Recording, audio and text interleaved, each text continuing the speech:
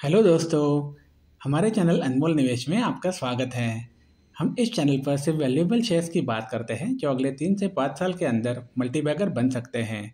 लेकिन अगर आपने अपने शेयर्स कुछ ही परसेंटेज जैसे कि 30%, 40% कमाने के लिए खरीदे हैं तो आपको कंपनी मल्टीबैगर बनने का फ़ायदा नहीं मिल सकता।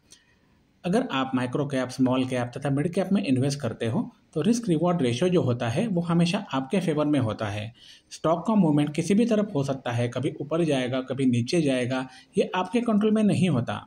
लेकिन अगर आपने माइक्रो कैप, स्मॉल कैप तथा मिड कैप में इन्वेस्ट किया है तो रिस्क जो होता है वो एकदम लिमिटेड हो जाता है। जो वैल्यू आपने इन्वेस्ट किया है उतने तक ही आपका रिस्क सीमित रहता है, जबकि बहुत ज़्यादा रिटर्न्स मिलने की संभावना बहुत होती है, क्योंकि आपके जो शेयर मल्टीबैगर बनते हैं, जो शेयर आपके लॉस कर रहे हैं उसका पैसा तो आपका बना कर देते ही है, लेकिन उससे कई गुना ज़्यादा पैसा आपको बना कर देते हैं और आपका पोर्टफोलियो वैल्यू कई गुना बढ़ा देते हैं। लेकिन इन सब में एक बात सबसे ज़्यादा ज़रूरी है कि आपको अपने शेयर्स लंबे समय तक होल्ड करना ज़रूरी होता है। आज हम एक स्मॉल कैप फार्मा कंपनी के बारे में बात करेंगे जिसका मार्केट कैप है 1157 करोड़ रुपीज़।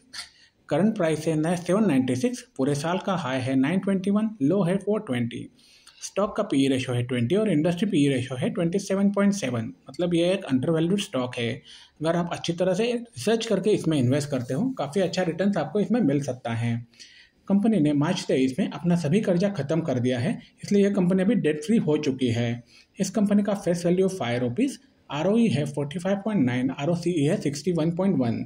ये दोनों बहुत ही अच्छे लेवल पे है। इसका नेट प्रॉफिट है 58 करोड़ रुपीज़। आगे हम इसके बारे में ज़रूर बात करेंगे। ये कंपनी मेडिसिनल केमिकल्स और फार्मास्यूटिकल केमिकल्स को मैन्युफैक्चर करने का काम करती है।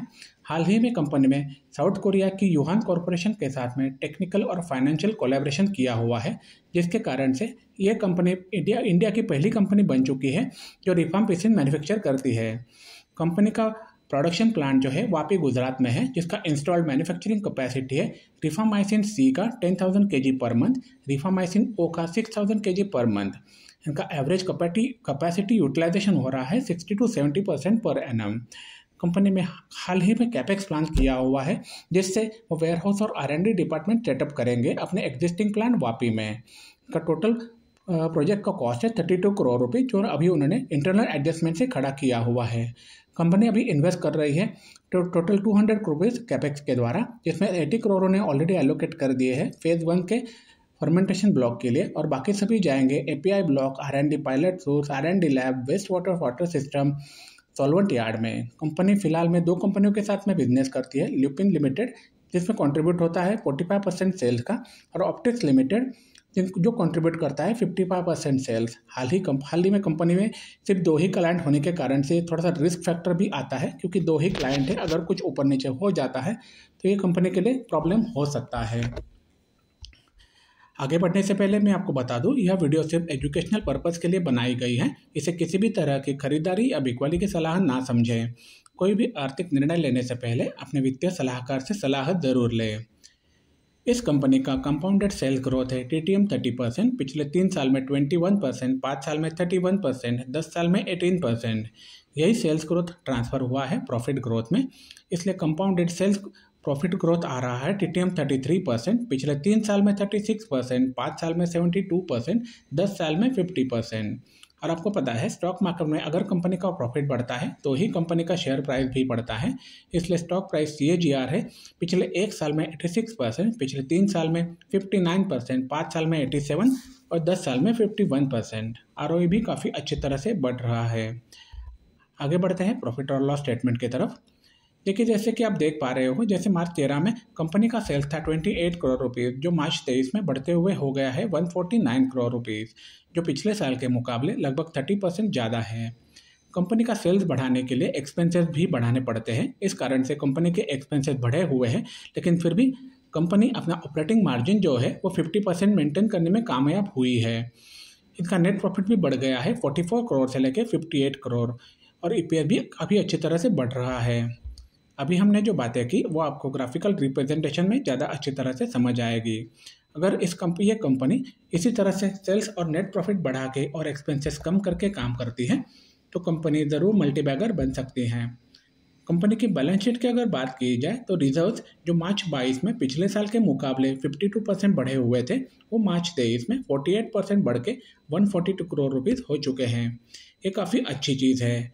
ये पैसे जो है वो कंपनी बोनस शेयर देने के लिए इस्तेमाल कर सकती है या फिर बिजनेस एक्सपांशन के लिए भी इस्तेमाल कर सकती है। अगर एक्सपांशन के बारे में कंपनी सोचती है तो कंपनी को किसी भी तरह से ज़्यादा लोन लेने की ज़रूरत नहीं पड़ेगी।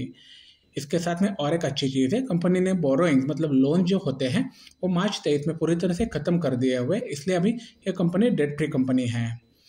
अभी हमने जो नंबर्स देखे वो आपको ग्राफिकल रिप्रेजेंटेशन में ज़्यादा अच्छी तरह से समझ आएंगे। शेयर होल्डिंग पैटर्न की अगर बात की जाए तो प्रमोटर्स ने अपने पास 75% शेयर्स रखे हुए हैं, जबकि एफआईआई होल्डिंग है 0.01% और डोमेस्टिक होल्डिंग है 0.03%। बाकी सभी होल्डिंग पब्लिक के पास में है। अभी हमने जो नंबर देखे वो आपको ग्राफिकल रिप्रेजेंटेशन में ज़्यादा अच्छी तरह से समझ आएंगे। पिछले एक साल के चार्ट की अगर बात की जाए तो साफ समझ में आता है कि यह एक अच्छी कंपनी है और इसी तरह से परफॉर्म कर रही है। इसी तरह से कंपनी परफॉर्म करती रही तो ये कंपनी ज़रूर मल्टीबैगर बन सकती है। ऑल टाइम चार्ट की अगर बात की जाए तो काफ़ी अच्छे कंसोलिडेशन के बाद कंपनी के प्राइस में अच्छी बढ़ोतरी हुई है। जिस कंपनी की बात कर रहे हैं उस कंपनी का नाम है गुजरात थेमिस बायोसिन लिमिटेड। ये कंपनी फार्मास्यूटिकल सेक्टर में काम करती है। मैं आपको बता दूं, यह वीडियो सिर्फ एजुकेशनल पर्पज़ के लिए बनाई गई है। इसे किसी भी तरह की खरीदारी या बिकवाली की सलाह ना समझे। कोई भी आर्थिक निर्णय लेने से पहले अपने वित्तीय सलाहकार से सलाह जरूर लें। अगर आपको वीडियो पसंद आया हो तो लाइक करें, शेयर करें, सब्सक्राइब करें।